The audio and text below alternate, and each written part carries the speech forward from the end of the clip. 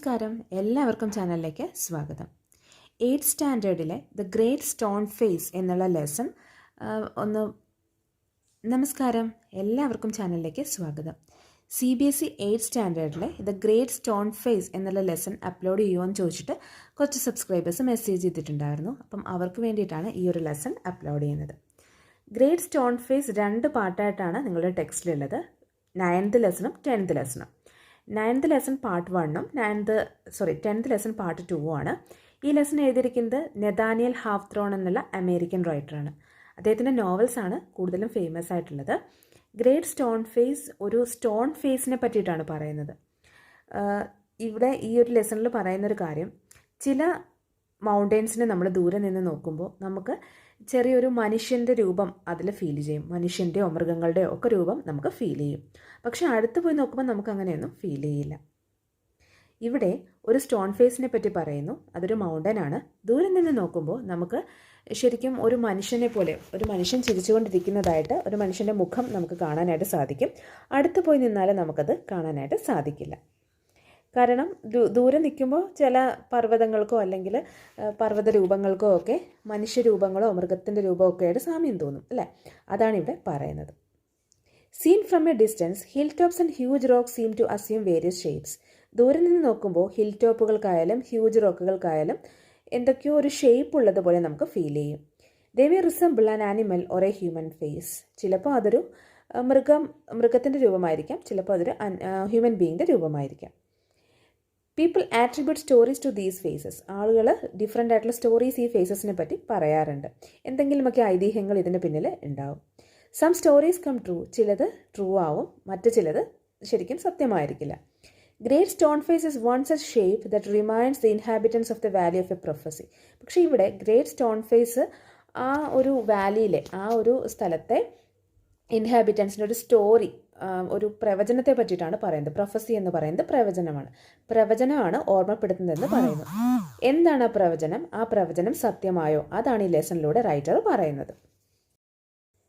One afternoon, when the sun was going down, a mother and her little boy sat at the door of their cottage, talking about the great stone face. ഒരു ഉച്ചനേരത്ത് ഉച്ചനേരം കഴിഞ്ഞു, സൂര്യൻ ഏകദേശം ഇങ്ങനെ മറയാറായിക്കൊണ്ടേയിരിക്കുന്നു. ആ സമയത്ത് ഒരു അമ്മയും മകനും വീട്ടിൻ്റെ മുറ്റത്തിരുന്നു കൊണ്ട് ഗ്രേറ്റ് സ്റ്റോൺ ഫേസിനെ പറ്റിയിട്ട് ഇങ്ങനെ പറഞ്ഞുകൊണ്ടിരിക്കുകയായിരുന്നു. They had only to lift their eyes and there it was plain to be seen. അവർക്ക് അവരുടെ മുഖം ജസ്റ്റ് ഒന്ന് ഉയർത്തിയാൽ മതി, അവരുടെ കണ്ണുകൾ ജസ്റ്റ് ഒന്ന് ഉയർത്തിയാൽ മതിയായിരുന്നു, അവർക്ക് ഈ സ്റ്റോൺ ഫേസ് കാണാനായിട്ട് സാധിക്കുമായിരുന്നു. They had only to lift their eyes and it was plain to be seen, though miles away with the sunshine brightening all its features. ദൂരെ അവർക്ക് സ്റ്റോൺ ഫേസ് കാണാൻ സാധിക്കും. സൂര്യൻ്റെ ആ ഒരു പ്രകാശത്താൽ ഈ സ്റ്റോൺ ഫേസിൻ്റെ ഫീച്ചേഴ്സ് എല്ലാം, അതായത് മനുഷ്യരൂപം പോലെ ഫീൽ ചെയ്യുമല്ലോ, ആ ഫീച്ചേഴ്സൊക്കെ ഇങ്ങനെ തിളങ്ങുന്നതായിട്ട് അവർക്ക് ഫീൽ ചെയ്തു. And what was the great stone face? എന്താണ് great stone face? The great stone face was a work of nature formed on the perpendicular side of a mountain by some immense rocks. ചില immense റോക്കുകളാൽ ഒരു മൗണ്ടൻ്റെ മുകളിൽ form ചെയ്തൊരു രൂപമാണ് ശരിക്കും great stone face. അത് നേച്ചറിൻ്റെ, പ്രകൃതിയുടെ ഒരു വർക്കാണ്. Which had been thrown together so that when viewed at a proper distance they resemble the features of a human face. So ഈ റോക്സ് എല്ലാം കൂടി ഒരുമിച്ച് ചേർന്നൊരു ഉണ്ടായൊരു രൂപമാണ്. ദൂരെ നിന്ന് നമ്മൾ നോക്കുമ്പോൾ നമുക്ക് ഒരു മനുഷ്യൻ്റെ മുഖത്തോട് സാമ്യം നമുക്ക് തോന്നും. അതാണ് ഗ്രേറ്റ് സ്റ്റോൺ ഫേസിൻ്റെ പ്രത്യേകത. ഈ ഒരു പിക്ചറിൽ നിങ്ങൾക്ക് കാണാം ഗ്രേറ്റ് സ്റ്റോൺ ഫേസ്. നിങ്ങൾ ടെക്സ്റ്റിലൊരു പിക്ചർ തന്നിട്ടുണ്ടല്ലോ, അതിൽ നിങ്ങൾക്ക് കാണാം സ്റ്റോൺ ഫേസ് ദൂരെ ഇങ്ങനെ ഉണ്ട്. അമ്മയും ആ ഏണസ്റ്റ് എന്നുള്ള ആ കുട്ടിയും ചേർന്ന് ഇങ്ങനെ ഇരിക്കുന്നതായിട്ട് നിങ്ങൾക്ക് കാണാം. If the spectator approached too near, he lost the outline of the enormous face and could see only a heap of gigantic rocks piled one upon another. പക്ഷേ ഈ കാണുന്ന ആൾ, ഈ കാഴ്ചക്കാരൻ അടുത്തേക്ക് ചെന്ന് നിന്ന് നോക്കിയാൽ ഈ ഫേസ് ഒന്നും അവർക്ക് ഫീൽ ചെയ്യില്ല. ഈ എനോർമസ് മീൻസ് ഹ്യൂജ്. ഈ ഹ്യൂജ് ഫേസ് ഒന്നും അവർക്ക് ഫീൽ ചെയ്യില്ല. അവർക്ക് കുറേ ജൈജാൻറ്റിക് ആയിട്ടുള്ള റോക്സ് ഉള്ളത് മാത്രമേ ആയിട്ട് ഫീൽ ചെയ്യുള്ളൂ. പൈൽഡ് വൺ അപ്പോൺ അനദർ എന്ന് വെച്ചാൽ ഒന്നിന് മുകളിൽ ഒന്നായിട്ട് കുറേ റോക്സ് അടുക്കി വെച്ചിരിക്കുന്നതായിട്ട് അടുത്ത് ചെന്നാൽ ഫീൽ ചെയ്യുള്ളൂ എന്നാണ് പറയുന്നത്. But seen from a distance the clouds clustering about it the great stone face seemed positively to be alive. So നമ്മൾ അടുത്തേക്ക് ചെന്ന് കഴിഞ്ഞാൽ നമുക്കിതൊന്നും ഫീൽ ചെയ്യില്ല. പക്ഷേ നമ്മൾ ദൂരെ നിന്ന് നോക്കിക്കഴിഞ്ഞാൽ മേഘങ്ങൾ ഇങ്ങനെ കൂടി നിൽക്കുന്നത് കാണാം. ക്ലൗഡ്സ് ക്ലസ്റ്ററിങ് മീൻസ് മേഘങ്ങൾ ഇങ്ങനെ കൂടി നിൽക്കുന്നത് കാണാം. ഗ്രേറ്റ് സ്റ്റോൺ ഫേസ് പോസിറ്റീവായിട്ട് ഇങ്ങനെ മീൻസ് ചിരിച്ചുകൊണ്ടിരിക്കുന്നതായിട്ട് അല്ലെങ്കിൽ ജീവനോടെ ഇരിക്കുന്നതായിട്ട് നമുക്ക് ഫീൽ ചെയ്യും. ആ പാറയിൽ ഒരു രൂപം ജീവനോടെ ഉള്ളതായിട്ട് നമുക്ക് ഫീൽ ചെയ്യും. It was a belief of many people that the valley owed much of its fertility to the benign face that was continually beaming over it. So ആ ഒരു താഴ്വരയുടെ വിശ്വാസം എന്താണെന്ന് വെച്ചാൽ ശരിക്കും ഈ ഒരു സ്റ്റോൺ ഫേസ് കാരണമാണ് ആ ഒരു വാലി ഫെർട്ടിലിറ്റിയിലേക്ക്, അതായത് ആ ഒരു വാലിയിൽ ഒരു ഒന്നിനും കുറവില്ലാതെ ആ ഒരു വാലി ഇങ്ങനെ ഫലഭൂഷ്ടമായിട്ട് മുന്നോട്ട് പോകുന്നത് ഈ ഒരു മൗണ്ടൻ്റെ അല്ലെങ്കിൽ ഈ ഒരു സ്റ്റോൺ ഫേസിൻ്റെ ഗുണം കൊണ്ടാണെന്ന് പറയുന്നു. Benign face means gentle face. A mother and her little boy, as we said earlier, sat at the door of their cottage, gazing at the stone face and talking about it. The child's name was Ernest. So ഈ അമ്മയും ഈ മകനും കൂടി ആ ഒരു വീടിൻ്റെ കോട്ടേജിൻ്റെ ഡോറിലിരുന്ന് കൊണ്ടിങ്ങനെ സംസാരിക്കുകയാണ്. ആ മകൻ്റെ പേര്, ആ കുട്ടിയുടെ പേര് ഏണസ്റ്റ് എന്നാണ്. Mother said while the great stone face smiled on him, I wish that it could speak, for it looks so very kindly that its voice must indeed be pleasant. So അമ്മയോട് മകൻ പറയണം, mother എനിക്കിപ്പോൾ ആ ഒരു stone face കണ്ടപ്പോൾ തോന്നുന്നത് എന്താണെന്ന് വെച്ചാൽ ആ സ്റ്റോൺ ഫേസിന് സൗണ്ട് ഉണ്ടായിരുന്നെങ്കിൽ, വോയിസ് ഉണ്ടായിരുന്നെങ്കിൽ എന്ത് നന്നായിരുന്നു എന്നെനിക്ക് തോന്നുന്നു. If I ever see a man with such a face I should love him very much. അപ്പോൾ ആ കുട്ടി പറയാണ്, ഈ ഒരു സ്റ്റോൺ ഫേസിൻ്റെ മുഖമുള്ള ഒരാളെ ഞാൻ കണ്ടുമുട്ടിക്കഴിഞ്ഞാൽ ഞാൻ അയാളെ തീർച്ചയായിട്ടും ഇഷ്ടപ്പെടും എന്ന് ആ കുട്ടി പറയുന്നു. If an old prophecy should come to pass, answered his mother, we may saw a man sometime with exactly such a face as that. അപ്പോൾ അമ്മ പറയാണ്, ആ ഒരു പഴയ പ്രവചനമുണ്ട്, അത് സത്യമായി കഴിഞ്ഞാൽ നിനക്ക് അതേ മുഖമുള്ള ആളിനെ കാണുവാനായിട്ട് സാധിക്കും, സ്റ്റോൺ ഫേസിൻ്റെ അതേ മുഖമുള്ള ആളിനെ കാണുവാനായിട്ട് സാധിക്കുമെന്ന് അമ്മ ആ കുട്ടിയോട് പറയുന്നു. What prophecy do you mean, dear mother? Eagerly inquired Ernest. Please tell me about it. So ഈ മകൻ പെട്ടെന്ന് ചോദിക്കുന്നത്, എന്ത് പ്രോഫസി, എന്ത് പ്രവചനത്തെ പറ്റിയിട്ടാണ് അമ്മ ഈ പറയുന്നത്, എന്നോട് പറയൂ എന്ന് ആ കുട്ടി പറയുന്നു. So his mother told him a story that her own mother had told her when she herself was younger than little Ernest. അപ്പോൾ അമ്മ ഒരു കഥ പറഞ്ഞു കൊടുത്തു. ആ അമ്മയ്ക്ക് ആ അമ്മയുടെ അമ്മ പറഞ്ഞു കൊടുത്തൊരു കഥയാണ് ഏണസ്റ്റിന് പറഞ്ഞു കൊടുക്കുന്നത്. അതായത് at some future day a child should be born near here who was destined to become the greatest and noblest person of his time, and whose face in manhood should bear an exact resemblance to the great stone face. അതായത് ഭാവിയിൽ ഒരാൾ ഈ ഒരു സ്ഥലത്ത് ജനിക്കും. അയാളുടെ മുഖമെന്ന് പറയുന്നത് stone ഫേസിൻ്റെ അതേ മുഖം തന്നെ ആയിരിക്കും എന്നാണ് ആ ഒരു prophecy. Exact resemblance means exact അതേ ഒരു മുഖം തന്നെ ആയിരിക്കും. സിമിലർ എന്നാണ് റിസംബ്ലൻസ്. അപ്പോൾ അതേ ഒരു മുഖം തന്നെ ആയിരിക്കും എന്ന് പറയുന്നു. Many still had faith in this old prophecy. ഒരുപാട് ആൾക്കാർക്ക് ഈ ഒരു ഓൾഡ് പ്രൊഫസിയിൽ വിശ്വാസമുണ്ട്. But others took it to be nothing but idle talk. ചിലർ അതൊക്കെ വെറും ഒരു ഐഡിൽ ടോക്കായിട്ട് കൺസിഡർ ചെയ്തു, അതായത് വെറും ഒരു ഫൂളിഷ് ടോക്കായിട്ട് കൺസിഡർ ചെയ്തു. At all events the great man of the prophecy had not yet appeared. ഒരുപാട് സംഭവങ്ങൾ സംഭവിച്ചു ആ ഒരു വാലിയിൽ, പക്ഷേ ഇതുവരെയും ആ ഒരു പ്രൊഫസിയിൽ പറഞ്ഞിരിക്കുന്ന ആൾ ആ വാലിയിൽ എത്തിയിട്ടില്ല. Oh mother, cried Ernest, clapping his hands above his head, I do hope that I shall live to see him. അമ്മയുടെ മകൻ പറയാണ്, ഞാൻ ആ മനുഷ്യനെ കാണാനുള്ള അത്രയും സമയം, അതായത് ആ മനുഷ്യൻ വരുന്നിടത്തോളം കാലം ഞാൻ ജീവിച്ചിരുന്നിരുന്നെങ്കിൽ നല്ലതായിരുന്നു അല്ലേ എന്ന് മകൻ അമ്മയോട് പറയുന്നു. His mother was an affectionate and thoughtful woman. അവൻ്റെ അമ്മ വളരെ സ്നേഹമുള്ളതും വളരെയധികം ചിന്തിക്കുന്നതുമായൊരു സ്ത്രീയായിരുന്നു. It was proper, she thought, not to discourage the fanciful hope of her little boy. So തൻ്റെ ചെറിയ മകൻ്റെ ആ ഒരു ആഗ്രഹത്തെ ഡിസ്കറേജ് ചെയ്യുന്നത് ശരിയല്ല എന്ന് അമ്മയ്ക്ക് തോന്നി. അതുകൊണ്ട് അമ്മ പറഞ്ഞു, പെർഹാപ്സ് യു മേ, അതെ നിനക്ക് സാധിക്കും. And Ernest never forgot the story that his mother told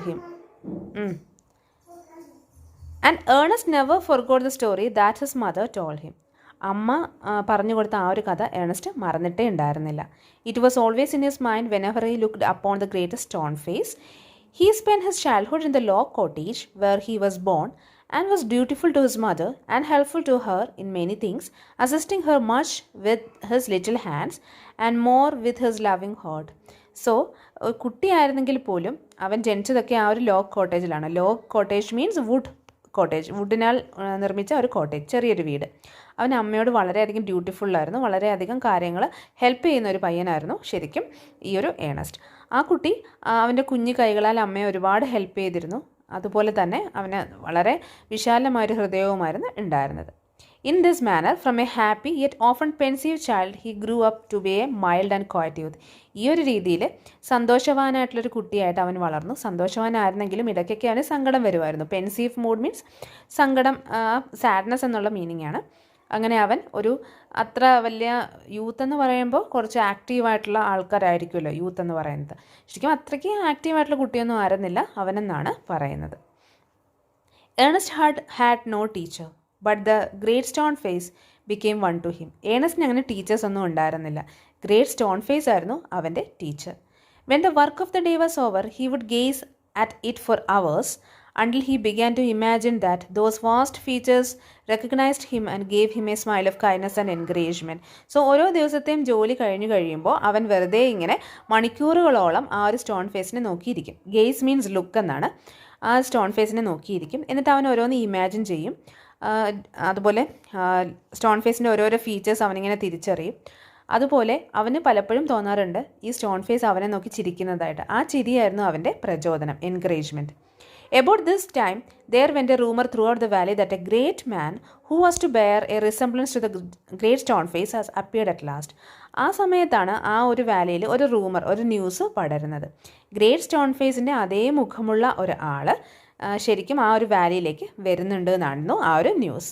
It seems that many years before, a young man had left the valley and settled at a distant seaport. അതായത് കുറേ വർഷങ്ങൾക്ക് മുൻപ് ഒരു മനുഷ്യൻ ആ ഒരു വാലിയിൽ ജീവിച്ച ഒരാൾ, ഒരു കുട്ടി അല്ലെങ്കിൽ ഒരു യങ് മാൻ ആ ഒരു വാലിയിൽ നിന്ന് പോയി ഡിസ്റ്റൻറ്റ് സീപോർട്ട്, ദൂരെയുള്ളൊരു കടലൊക്കെയുള്ളൊരു സ്ഥലത്ത് അയാൾ, അതായത് ആ വാലിയിൽ ഒരിക്കൽ ജീവിച്ചിരുന്ന ഒരു പയ്യൻ അവിടെ നിന്ന് നാട് വിട്ടുപോയി ദൂരെ ഒരു സീപോർട്ടൊക്കെയുള്ള സ്ഥലത്ത് താമസിക്കാനായിട്ട് തുടങ്ങി. Gather gold which was his name, അവൻ്റെ പേര് ഗ്യാദർ ഗോൾഡ് എന്നായിരുന്നു. Had set up S shop keeper and being sharp in business matters had become so very rich that it would have taken him 100 years only to count his wealth. So ആ gather gold എന്നുള്ള ആൾ ആദ്യം ഒരു shop കീപ്പറായിട്ടായിരുന്നു ഈ ഒരു distant സീപോർട്ടിൽ അയാളുടെ ജീവിതം ആരംഭിച്ചത്. അതിനുശേഷം അയാൾ വളരെ ഷാർപ്പായിരുന്നു, വളരെ എക്സലൻ്റ് ആയിരുന്നു ബിസിനസ് കാര്യങ്ങളിൽ. അങ്ങനെ അയാൾ കാലക്രമേണ വളരെ റിച്ചായിട്ട് മാറി.